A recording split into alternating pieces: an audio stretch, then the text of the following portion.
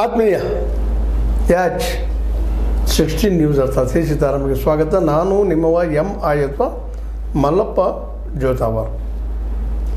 ವಿಶೇಷವಾಗಿ ಸಾಹಿತಿಗಳ ಜೀವನದಲ್ಲಿ ಒಂದು ಅಪರೂಪದ ಘಟನೆ ಏನಪ್ಪ ಅಂದ್ರೆ ಅವ್ರನ್ನ ಗೌರವಿಸುವಂಥದ್ದು, ಸಮಾಜ ಅವ್ರನ್ನ ಗುರುತಿಸುವಂಥದ್ದು. ಅದರಲ್ಲೂ ವಿಶೇಷವಾಗಿ ಅವ್ರ ಕುರಿತಾಗಿ ಒಂದು ಅಭಿನಂದನಾ ಗ್ರಂಥನೋ ಇನ್ನೇನೋ ರಚನೆ ಮಾಡಿದಾಗ ಅವ್ರಿಗೆ ಸಿಗುವಂಥ ಸಂತೋಷ, ಒಂದು ಆತ್ಮಾನಂದ ಶಬ್ದಗಳಲ್ಲಿ ಹಿಡಿದಿರೋಕ್ಕೆ ಆಗೋದಿಲ್ಲ. ಅದನ್ನು ಆ ದಿಶೆಯಲ್ಲಿ ನಮ್ಮ ಹಿಡಕಲ್ ಡ್ಯಾಮ್ದ ನಿಜವಾಗಿಯೂ ಒಂದು ಅಲ್ಲಿಯ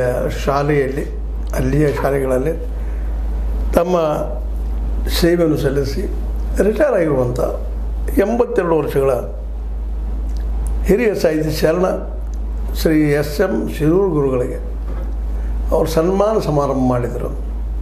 ಅದರಲ್ಲಿ ಅನೇಕರು ಭಾಗಿಯಾಗಿದ್ದಾರೆ. ಅವ್ರ ಕುರಿತಾಗಿ ಒಂದು ಶಿವಪ್ರಭೆ ಅನ್ನುವಂಥ ಅಭಿನಂದನಾ ಗ್ರಂಥವನ್ನು ಅನೇಕರು ಅದಕ್ಕೆ ಲೇಖನಗಳನ್ನು ಕೊಟ್ಟು ಅದನ್ನು ರಚನೆ ಮಾಡಿ ಅವ್ರ ವ್ಯಕ್ತಿತ್ವ ಇತಿಹಾಸ ಉಳಿಯುವಂಥ ಕೆಲಸ ಮಾಡಿದ್ದಾರೆ.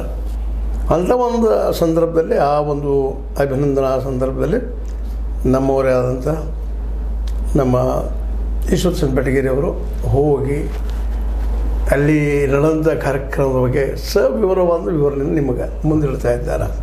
ಯಾಕಂದರೆ ಗುರುಗಳ ಕಾಯಕ ನಿಜವಾಗಿಯೂ ಅದು ಅಭಿನಂದನೆ ಅನ್ನೋದ್ರಿಂದ ಸಣ್ಣ ಮಾತಾದಂಗೆ ಆಗ್ತದೆ.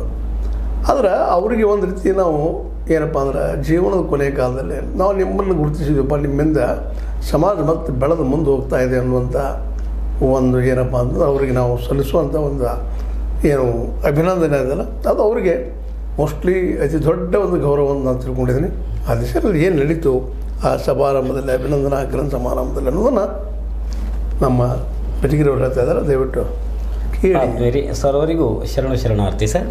ತಾವು ಹೇಳಿದ ಸರ್, ಗುರು ಬ್ರಹ್ಮ, ಗುರು ವಿಷ್ಣು, ಗುರುದೇವೋ ಮಹೇಶ್ವರ, ಗುರು ಸಾಕ್ಷಾತ್ ಪರಬ್ರಹ್ಮ ಅಂತೇಳಿ ಶ್ರುತಿ ಹೇಳೋದು ರೀ. ಅಷ್ಟೇ ಕರೆಯೋದು ಸರ್. ಒಬ್ಬ ಶಿಕ್ಷಕ ರೀ ಏನೆಲ್ಲವೂ ಆಗತಕ್ಕಂಥ ಒಂದು ಸಾಮರ್ಥ್ಯ ಅದ ರೀ. ಅಂತ ನಮ್ಮ ಸ್ವತಂತ್ರವಾದ ಮೀಡಿಯಾಗೆ ಬೇಕಾಗಿರುವುದು ಸ್ವತಂತ್ರ ಧ್ವನಿ. ಆ ಸ್ವತಂತ್ರ ಧ್ವನಿ ಉಳಿಸಲು ನೀವು ಮಾಡಬೇಕಾದದ್ದು ಇಷ್ಟೇ. ಅದೇನಪ್ಪಾ ಅಂತಂತಂದ್ರೆ ನಿಮ್ಮ ಕೈಲಾದಷ್ಟು ಸಹಾಯ ಈ ಚಾನಲ್ಗೆ ಮಾಡಿ ಹಾಗೂ ನಿಮ್ಮ ಧ್ವನಿಯನ್ನು ಕಾಪಾಡಿಕೊಳ್ಳಿ.